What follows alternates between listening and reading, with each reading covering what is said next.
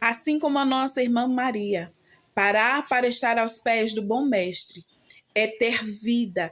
A vida é gerada dentro de nós. Quando paramos por um momento aos pés do Senhor e damos ouvido à sua voz que nos dá instruções e orientações.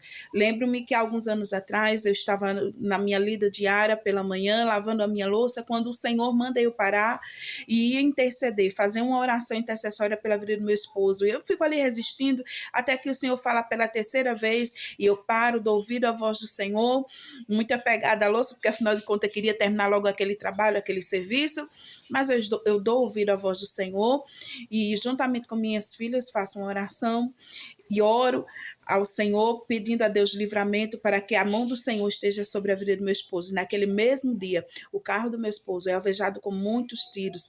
Ele está no meio de um tiroteio e ele se vê naquele alvoroço, ele diz, meu Deus, eu estou no meio de um tiroteio, vou tirar meu carro do meio dessas balas. Ele começa a tirar o carro do meio daquelas balas, quando ele percebe que tem uma pessoa numa moto perseguindo ele. Então ele para o carro, porque ele já está coberto pela poderosa mão de Deus e pela aquela oração que foi feita no período da manhã, juntamente com minhas filhas, e ele desce sem temer a nada, porque a mão do Senhor está sobre ele. E ele pergunta àquele moço, o que está acontecendo? Sem entender. E aquele moço coloca a mão na cabeça e diz, meu irmão, esse carro é seu? Ele disse, é meu, o que está acontecendo? Ele disse, pois o senhor ia morrer de graça, por engano, porque eu pensava que esse carro era de um rival meu, não havia tiroteio.